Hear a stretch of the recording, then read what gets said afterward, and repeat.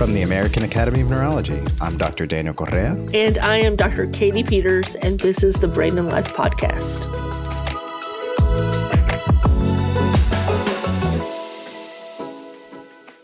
Saludos, and welcome back to the Brain and Life Podcast. I'm so glad you're joining us this week. Make sure to go back and check out so many more of our past episodes for all kinds of content about living with and living better with different neurologic conditions. Katie, now I'm wondering, what do you consider an adventure in your life? Well, I just love adventures. I would say I love to explore new places, new cities, a new experience. Those can all be adventures. And I also enjoy it when it has like a little bit of a thrill or a game aspect to it. How about you? Oh, that's fun. I remember you were just saying that you were in New York. So I think, that is an exploration of a new city and an adventure for you. It's my day-to-day adventure here in New York. Yeah, New York was fun. I just happened to be staying at the hotel where Vogue was holding their party for the Met Gala. So I got to see a lot of famous faces and chat with them, which was a fun, adventurous experience. Katie's so fabulous. I enjoy adventures. For me, an adventure is being surprised by like nature and my surroundings, whether that's visiting, my family in Puerto Rico and getting a chance to go to the rainforest and just be wowed by like weird plants and animals and, sort of taken away from the setting of the city. Or even being in and around the city and going to new neighborhoods, seeing new parts of the community, hearing all kinds of different languages, amazing new smells of every food that I want to eat. There's so many different ways each of us could bring adventure into our lives. Yeah, I also had an adventure in Nashville because you mentioned the sights and sounds of nature. Well, the cicadas are out, and I saw cicadas everywhere in all different forms. So I agree, an opportunity to be out in nature. And it's one of those topics that are super popular among everyone in the community watching in television on these different TV shows with adventuring, whether that's, going and exploring some parts of the world in an interesting or different way, like Bear Grylls, or even doing a competition. One of the most enduring and successful versions of these shows has been The Amazing Race. Have you seen Amazing Race? Oh, yeah. I think it's a great show. I like the idea of the blend of gamification with travel. I definitely love travel shows, but to see how they have to do challenges while they're traveling, they also have to come up with really unique pairs. So people pair up in different kinds of groups. Like they could be college roommates, they could be a couple. Perhaps they'd like a pair of podcast co-hosts. There we go. We need to add that to our list of fun things to sign up for. That would be interesting. And I think it kind of creates this combination of like the wildest kind of scavenger hunt with being in different places, urban and cities and nature and just exploring all kinds of different parts of our culture and communities. I've enjoyed watching a few episodes and some series back and way back. The reason I started watching it was because a friend of mine from high school who also went to college, he joined with a pair, his partner and future wife, and a friend from our college, and they joined and actually competed. And so lots of us at our college watched a lot of the series, just seeing how they did and all the different adventures they had around the country. Beyond that, a big part of that show is not just the personalities of the people competing, but the personality and the personal experiences of the host, Phil Keoghan. Beyond the show, his wanderlust and passion for adventure, along with testing his own limits, has taken him to long-distance challenges and events. And that included an event where he planned for himself and with a whole team over 3,000 miles on a bike to fundraise and bring awareness about multiple sclerosis. I mean, really a truly amazing idea to not just, we've recently talked with Cheryl Heil about all that she's done over many different events that she participates in and her own challenges of doing them. But the idea of taking one really long, many day initiative like that and dedicating day in and day out your life and your body to that kind of challenge. It's amazing. And looking forward to our discussion. We'll hear from him about his inspiration for this and other adventures and why it seems like he's always on the move. Welcome back to the Brain and Life podcast. Today, I'm joined by Phil Keoghan. He's from New Zealand. He's been on TV, but most of you probably know him as the TV host who put on The Amazing Race. He's here to discuss some of his own adventures, but also about bringing awareness and fundraising for multiple sclerosis. Thank you so much for joining us here on the podcast, Phil. Thanks for having me. So, I want to go back before even you did the ride and just hear about what got you getting into adventures around the world. My parents started traveling really young. First plane ride when I was 3. And then my parents took us around the world. My dad being a plant scientist, my mom being a teacher. So just had a very adventurous upbringing and always encouraged to take part in different things and a lot of travel. And that definitely instilled in me this wanderlust, and it's continued for the rest of my life, my career. And I love moving. I love going to new places, and definitely a big part of why I do what I do is because of the upbringing I had. And, one of your loves of movement is cycling. You've had many rides just for yourself and other ones for other awareness initiatives. Really, what draws you to cycling and getting out on the road? Well, there's a wonderful therapeutic aspect to cycling, the rhythm of the pedals. It's 7 times more efficient than walking. You cover a lot more ground. It's peaceful. There's no engine noise. If I'm not mistaken, it's the most efficient means of transportation on Earth in terms of the amount of energy and speed. I could be completely wrong about that, but I do know it's 7 times more efficient than walking. And to me, it's the wind in your hair and being able to cover ground in a peaceful way, in a healthy way. And you can get a long way on a bicycle with not too much effort, and just being open and out like that. I'd love the feeling. I think, some people's concern when they're getting started cycling or getting on the road is just, protection against an accident and or recovering from an injury. Has that ever been a concern or an issue that you had to deal with? Yeah. I mean, it's like anything.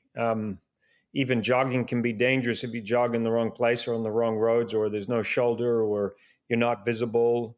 So, of course, yeah, anytime you're out hiking, you've got to be very aware. But yes, absolutely, especially on the roads. Road cycling is very different from mountain biking. Mountain biking can be quite technical, so you might not have to worry about cars, but then you might worry about falling because of the technical aspects of it. I love riding on the track. I love the simplicity of the track. There's no gears, no brakes, and you're going around on a track. It's very uniformed and very therapeutic. So, yeah, of course, yeah, whatever adventure you're doing, you always got to be assessing the risk. And there's certainly risk with being outside in general. I mean, you could get hit by a meteorite, I guess. Yes, all true. I mean, all of it's possible. I want to take a quick pause there. You said you like riding on a track and there's no brakes. How do you stop? Well, nobody has brakes. So it's a fixed wheel bicycle. So you have to pedal back. You have to use force to slow down. But because everybody's going the same direction and everybody is using the same type of bike and everybody doesn't have brakes, you can't just stop abruptly. So you don't have to worry about having to stop abruptly. If you want to slow down, you just stop putting power in the pedals and just let the bike roll out. There's really no reason to use brakes because everybody is moving. It's like salmon swimming upstream. It's all uniformed. And if you stop swimming, then you just stop moving. So, yeah. It's an amazing image. And I'm thinking next time that I see in one of these cycling races, maybe with the upcoming Olympics, I'll have a whole different perspective about that they're moving in the competition. Yeah, it's a very different type of cycling for sure. So, Phil, you did a major, significant transcontinental ride years ago, bringing exposure and awareness and fundraising to multiple sclerosis. But before that, what was your exposure to the condition of multiple sclerosis and what really drew or began the idea? My wife and I sponsored a cycling team locally here in California. And and we helped young people get into the world of cycling. And part of their contract with us giving them bicycles and supporting them in races was they had to do a give back. And the give back was taking part in bike MS rides. And bike MS rides, I'm not sure how many there are now, but at one point there were 150 around the country. And it was where people would go out and ride 60 or 100 miles, maybe 100. I think they were called Bike MS 150s. It was 150 miles over a weekend. And people would raise money biking for MS and creating awareness for MS. And so that support of the local team and then these young riders giving back made us aware of the MS societies who were benefiting from these rides. And then we started to learn more about MS, and we started to meet people with MS and MS in my family. I have a great uncle who has MS, and just got connected with that community. And when I was looking to ride across America, I thought, well, it would be a great way to bring a lot of money to MS and a lot of awareness. And so that's where that came from. And what is it that triggers that or that sparks that little idea in the brain that all of a sudden you wake up someday and you say, you know what, I'm going to start planning a 3,000-mile ride? Yeah, I mean, I don't know. I mean, I've had a few crazy ideas that pop into my head. I like doing different things and I like doing challenging things. And I putted a golf ball across Scotland once for 4 days with a 7-iron. I have a bucket list, and I guess taking on a big physical and mental challenge like riding across America, I was wanting to really test myself. And I thought, well, I guess riding from here to New York via Chicago, riding from Los Angeles to New York via Chicago would be a good way of testing myself, which it was. And then I figured if you're going to put all that effort into something, then why not do some good with it? And so that's where the fundraising part of it came. And we raised over 470 something thousand during the ride. And then we shot these video diaries, which we then later made into a movie. And then that movie ended up screening around the country, and we raised more money and in the end generated over $1 million for MS. And so it was worth all the blood, sweat, and tears. I did have some blood and sweat and tears. I had a crash at one point in Ohio, fell on some railway tracks and cut my face up in a rainstorm. So yeah, I feel very proud of having done that with a team of people and knowing that that money would be put to good use through the MS Society, who are very, very good with people who have MS. That's an amazing impact, over $1 million. Along the way in these large endurance efforts, I think each person learns different things about themselves or the initiative and why they're out there. Was there something that in your reflection or even in putting together the movie that you felt like you learned about yourself, about the community living with MS?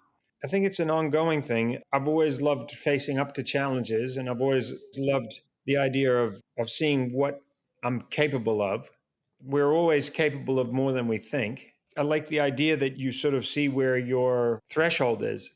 It's easy to make safe choices and never really test yourself and never really know what you're capable of. But I love getting to the breaking point, physical and mental breaking point, and seeing how I cope. I think inherently human beings are meant to be tested. I think a lot of people who make super safe choices maybe don't reach their full potential because they're not prepared to take big risks.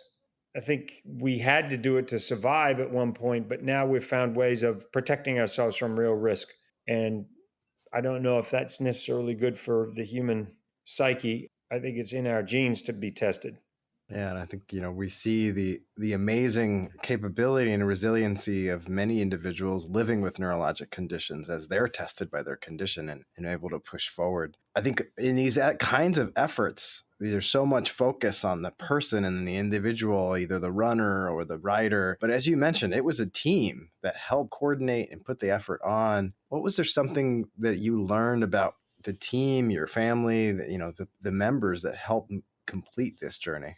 Well, just like the joy of collaboration. It's like you could be on an island and be the fastest runner on the island, the best survivor on the island. You could be number one on the island because you're the only one on the island. You could build a beautiful house and have that house on that island.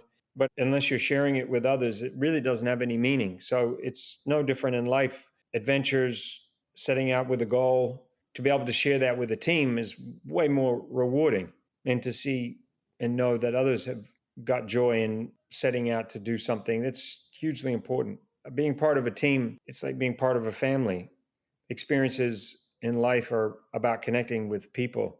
That's what's most important. The what you're doing and the where you're doing it is not as important as who you choose to spend your time with, who's in your orbit, who's pushing you to try new things, who's sharing in experiences with you. I completely agree. In terms of multiple sclerosis or other neurologic conditions, has your own family or your friends been impacted by MS or other neurologic conditions? Yeah, as I mentioned, it's actually, and I think it's my dad's cousin. He's a pretty extraordinary guy. He was hosting a fishing show in New Zealand, and he's still hosting the fishing show. He still goes fishing, even though he's confined to a wheelchair. But I have friends, who have been diagnosed with MS, and people who have become friends as a result of me getting connected with that community. There's people like Tom Sherrick, who is the president of the Motion Picture Academy, and his daughter has MS, and he probably has single-handedly done more for MS as far as fundraising than anybody in the country. He has passed away, unfortunately, but I believe during his lifetime, he raised somewhere in the vicinity of $25 million for MS. He used to have a dinner of champions here in LA, and he helped me distribute the film through Regal Cinemas, and we gave 100% of the box office away to MS. But that's somebody who really dedicated, because of a family connection, he dedicated his life to it. I don't have that immediate connection like he did with somebody with MS, but I do believe if you look close enough, you'll see that everybody is connected to somebody with MS. And I do have faith that in our lifetime, there will be a cure. And that's sort of exciting. Especially, I've been involved with raising money for MS for good 20 years, I guess, maybe at least 15. And that's sort of exciting that in our lifetime, we could think that maybe there is a cure for not just MS, but other neurological diseases. Yeah, it's been amazing. That are cruel. They're just cruel. Awful. They're cruel diseases, Yeah, it's been amazing. Even in my career, I've seen so many new treatments come up for multiple sclerosis. It's exciting to see so many more people doing better and living better with their MS. There's nearly 1 million people in the United States. So even if someone isn't aware that they know someone with MS, being that it's about 340 people for every 100,000, there's probably someone in your orbit out there that is living with it or has a family member impacted. So we can all do things to improve and support the community. I'm wondering what's next on your bucket list, and if there are other organizations you're trying to work with to bring awareness and support to. Well, I love supporting young people. I have been producing a show called Tough as Nails, which is helping to bring attention to working class people. I come from working class people, and coal miners, gold miners, farmers, carpenters, iron workers, people who work with their hands. And I'm very keen on getting more young people involved in the trades where you can make a really good living. And I think for a long time, there's been a stigma attached to a lot of highly skilled people who have been looked down upon and shouldn't have been. And part of the motivation behind doing Tough as Nails was to bring attention to highly skilled people who make sure that toilets flush and roofs don't leak, and build our schools and infrastructure, keep bridges working, roads working, the ones that go out in the storm and connect the power so the elderly couple down the road can be nice and warm in their house in a storm. We need highly skilled people to keep the world running, because without those highly skilled people, things would literally stop working. That's true. Yeah, there are many things that we need in our society. Our hospitals can't run if the pipes aren't working. Now, Phil, you love movement. You've used movement and endurance events and adventures to bring attention to a variety of things, and even, bring adventures to TV for us.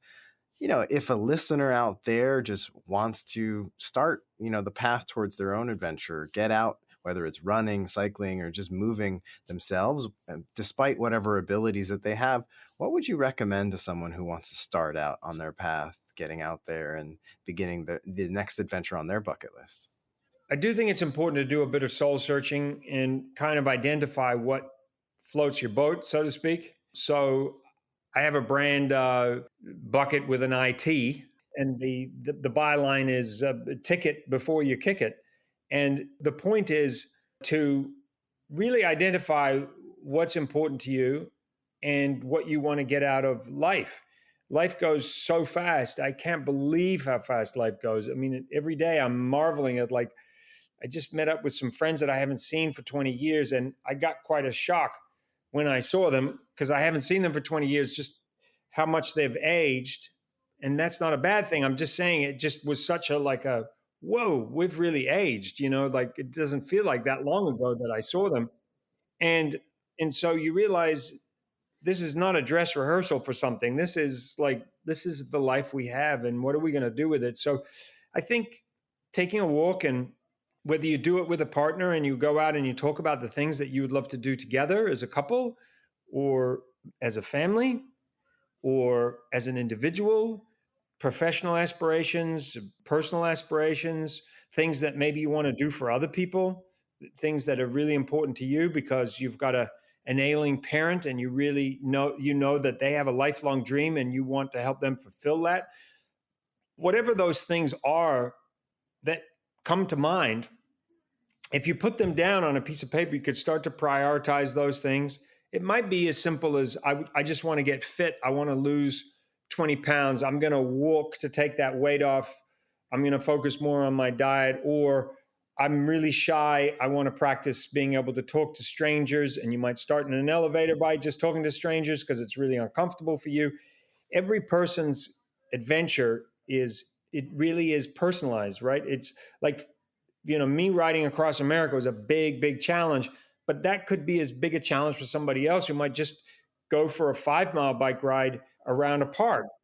It doesn't matter how big it is, it's what it means to that individual. So, yeah, I love trying to encourage people to drill in on what is important to them, and then going after it. That's inspiring on its own.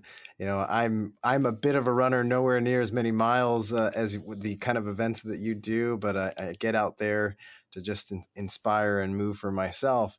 And I've been following these two runners that are actually actively doing adventures right now. Paul Johnson is doing a transcontinental run at 70 miles a day, trying to beat the world record to bring awareness to veteran mental health. Wow. And then Deo Kato is a Ugandan trail runner who's attempting a run from Cape Town to London over 9,050 miles in 381 days. Wow. And he's trying to bring awareness to tell the story and the history of human migration. I think these are amazing, but I like your idea that for someone, it could just be the first 5 miles around the park. It could be talking and connecting with community members in the elevator ride. It all is what matters is how it impacts and what it means to you. Yeah, it doesn't have to be bigger and better than anybody else. It can be a personal measure, because there are people that have never walked more than, say, 3 miles in their life. So maybe they set a goal to walk 4, and then they build off that. And then maybe the goal eventually is to walk a marathon, and then maybe run a marathon. It doesn't, it's important not to be, by the way, walking all the way from Cape Town to London, what an incredible adventure that would be. But just, I know what, having ridden across America, which was 3,300 and something miles that I rode, I know how many miles that is. Like, I know what that feels like on a physical level, riding a bicycle. I can't imagine multiplying that by 3 and then getting off my bike, which is 7 times more efficient than running or walking, and 381 days, you said. I mean, that is truly staggering. But, I love hearing stories like that. I love that it seems impossible when you hear it. You think, is that even possible? Like, can someone do that? And I love hearing that. And I also, living vicariously through people who take on challenges like that. But I also love hearing when people do it, maybe because they've lost a child or they've lost a loved one, and they literally just want to go out and find themselves, soul search. I don't know if there's anything better for soul searching and for really focusing on what's important to you than just going for a walk. There's so many simple things that we can do in life. There's this whole idea of appreciation. I meditate every night before I go to sleep. And one of the things if I have a negative thought that comes into my head, I literally will say in my head, change the narrative.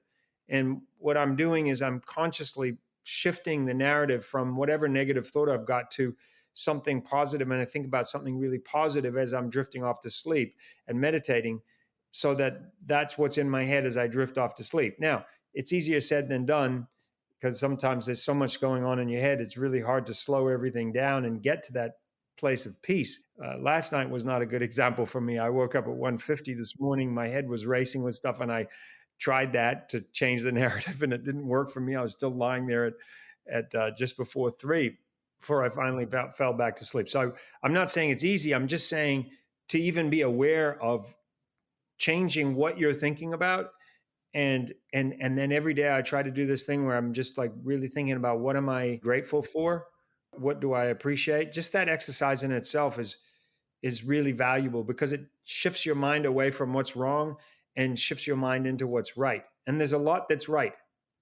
There's plenty of stuff we can label as being wrong, but by drilling in on the stuff that's right, it does give you a different appreciation. I love the idea of it. I love encouraging people just to get out and walk, clear your head, go for a walk. The rhythm of walking, being alone for a while in your own thoughts, it's almost like that old computer program, Norton Utilities, where the optimizer to optimize your drive, like just get rid of the fragmentation and get a nice solid hard drive again. That's sort of what I think walking does for people. Well, hopefully we can all shift our minds and figure out. You heard it here from Phil Keoghan. Just think of what matters to you. What may seem impossible is possible if we shift our minds, figure out what you need to do to take that first inch or first step and move forward. And then all things could be possible from there. Thank you so much, Phil, for joining us here on the podcast. Yeah, thank you, and wish you all the best, and look forward to talking to you another time.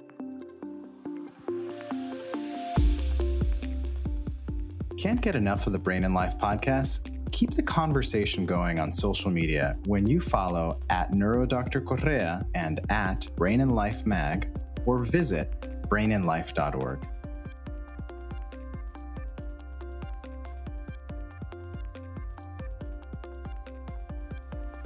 It was great to hear from Phil about his experience on The Amazing Race and about his efforts both to move and fundraise, but also to bring awareness to multiple sclerosis.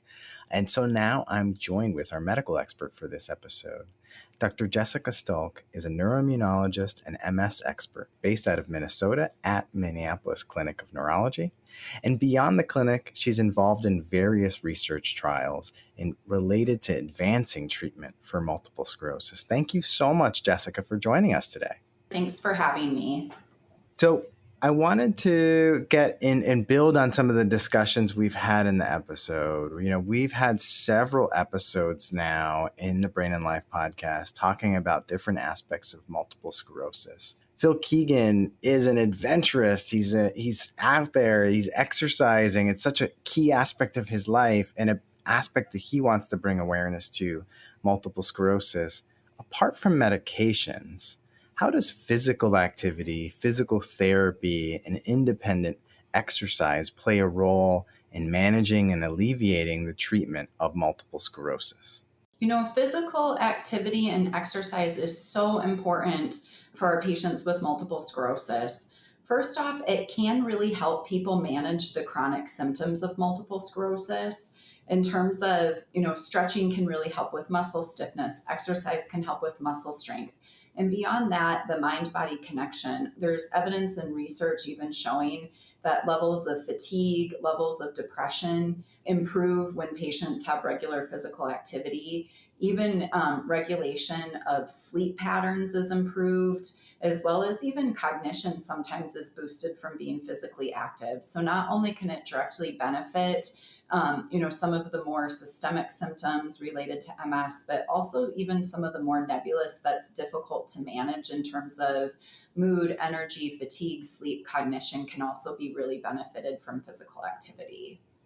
And here in Minnesota, hearing that, Phil Keoghan, I don't know if you ever saw The Amazing Race, but, he's an adventurous. He's, crossing countries and doing all kinds of adventures.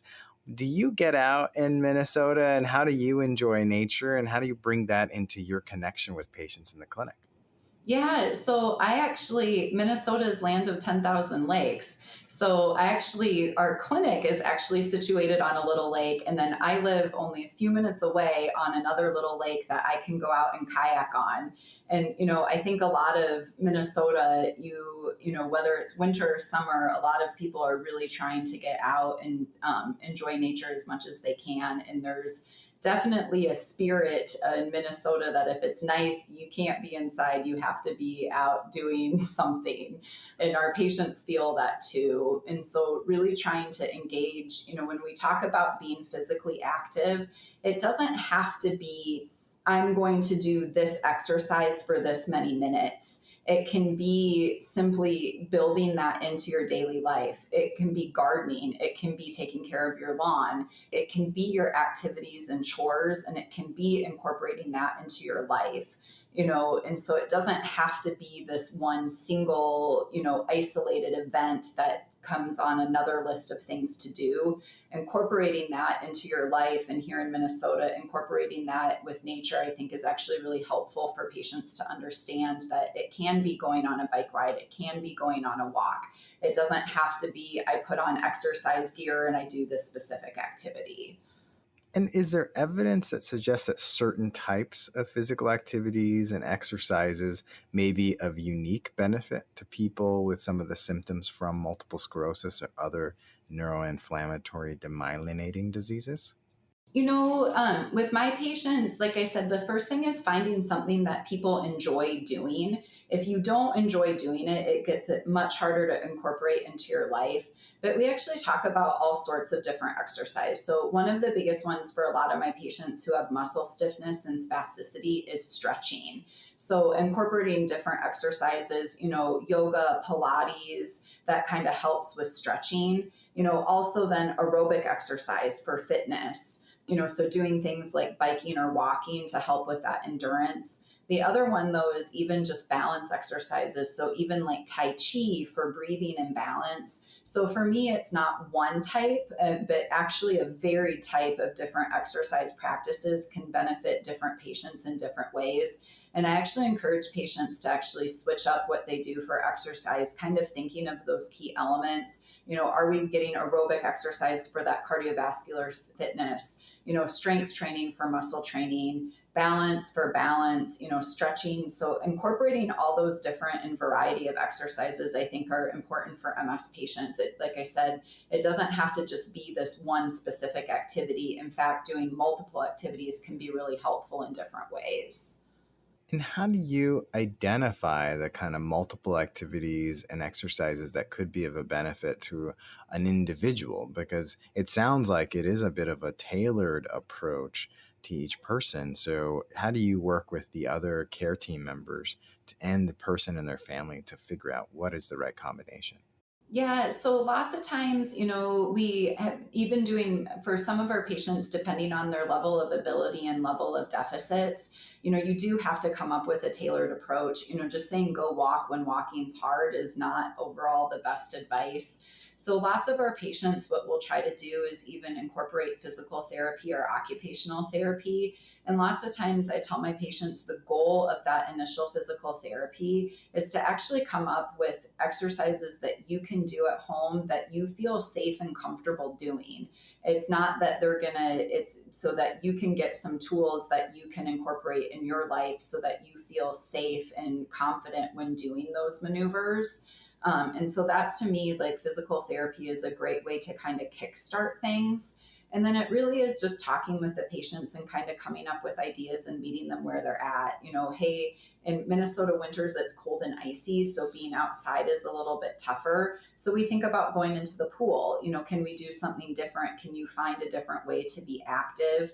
And so really it does take a conversation between the patient, the caregiver, the provider, and then like you said, even other healthcare professionals. The other thing that I think is really one of the benefits of the pandemic for MS is there's been a whole bunch of resources that have come online too, in terms of different websites and availability. There's now PT online, there's yoga online. So there's a whole bunch of different resources too, even for patients when, traveling to go do the exercise takes that much out of you. Being able to do the exercise within your home is also really empowering for patients.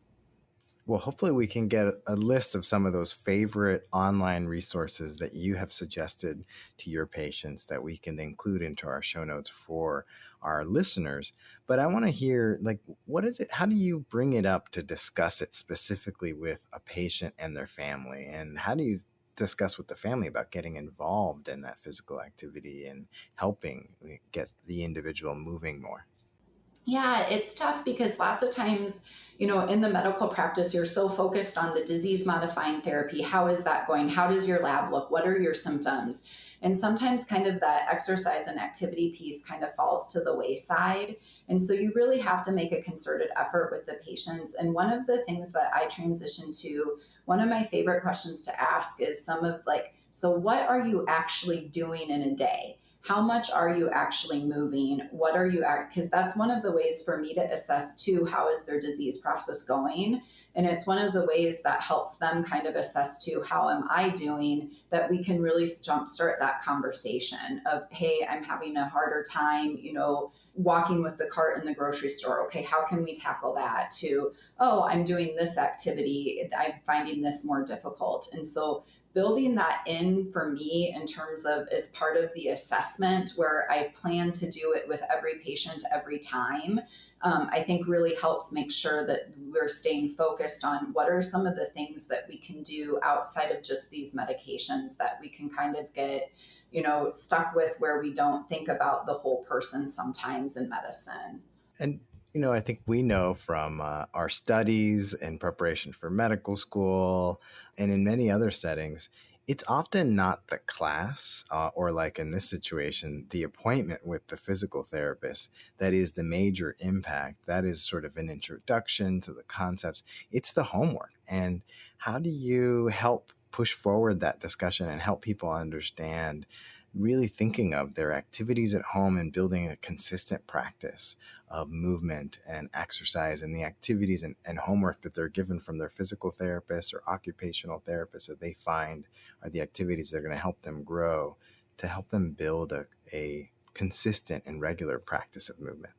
Yeah, because we see that a lot. Hey, I did really good when I was in physical therapy. That then when I had to do it by myself, it kind of the activity level really drops off, and that's where I kind of going back to our initial conversation of how do you kind of incorporate this into your life. It doesn't have to be I get home from work and I do this hour routine. It can be, hey, let me in. Like for example, just yesterday, I have a patient. She said, hey, I've been feeling good enough that I've been parking away in the further parking lot. So now that it's nicer, I can walk to and from work and then I walk for lunch.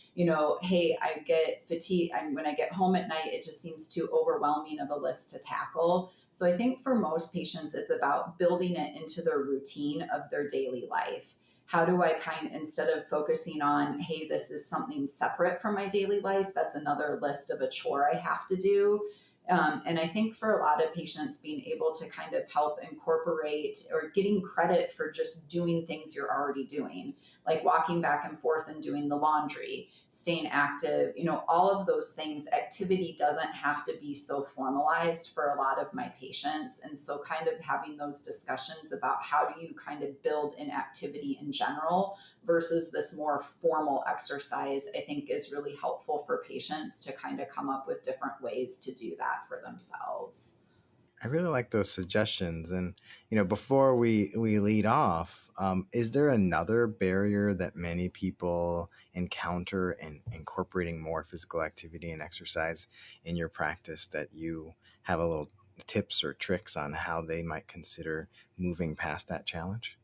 Yeah. So, obviously for a lot of patients, it's just time and energy, but particularly for multiple sclerosis patients, I think the tough part is energy regulation for a lot of our patients.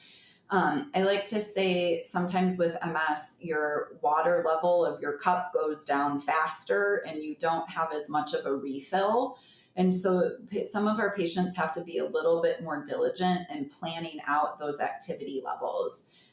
For a few of our patients, if they do exercise in the morning, it's hard for them to recover, so by the time they're trying to go to their kid's softball game at night, they kind of are out of steam. And so that's where I kind of tell my patients, you do have to plan a little bit, have that softball game be where you're going to walk and do that and maybe skip the exercise in the morning. And for me, the goal for most of my patients is to help build up that size of your cup, so it doesn't empty as fast and it does refill faster. And so keeping that activity level up, I kind of like to explain to my patients, hey, you get a bigger and fuller cup that lessens less quickly. But to kind of start that exercise regimen, some patients really have to be very conscious of, hey, when I start this, the point of doing the exercise is to do the things and the activities you want to do. So a lot of patients really have to balance their amount of output that they do initially when they start a more active regimen. So I don't know if that kind of makes sense, but I think for a lot of patients, they experience that, but it's hard for them to kind of, how do I plan this out in my life? And giving permission to plan those activities differently, I think is really empowering. And I think for that kind of analogy helps people kind of click a little bit I experience this, but how can I get a little bit more power or control over it? Well, I think those are all tools and ideas we can each incorporate. And as we try to improve and find ways to move more, I like the idea of considering, not only building the consistency, but considering how we fill our cup and the energy that we preserve. And that I agree. I've seen that as quite a challenge for some individuals living with multiple sclerosis.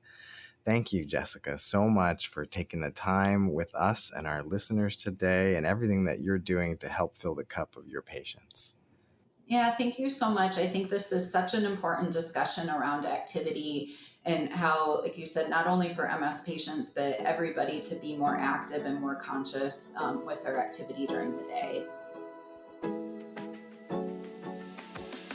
Thank you again for joining us today on the Brain and Life podcast. Follow and subscribe to this podcast so you don't miss our weekly episodes. You can also sign up to receive the Brain and Life magazine for free at brainandlife.org.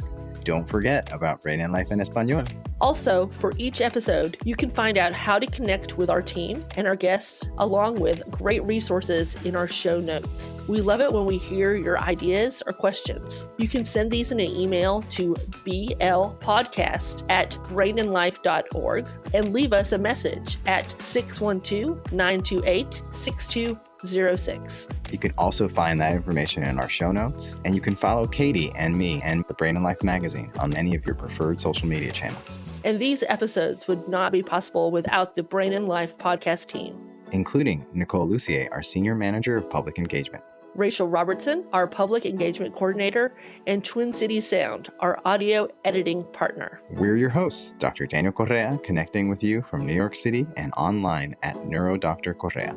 And Dr. Katie Peters joining you from Durham, North Carolina, and online at Katie Peters, MD, PhD. Most importantly, thank you and all of our community members that trust us with their health and everyone living with neurologic conditions. We hope together we can take steps to better brain health and each thrive with our own abilities every day. Before you start the next episode, we would appreciate if you could give us 5 stars and leave a review. This helps others find the Brain and Life podcast. See you next week.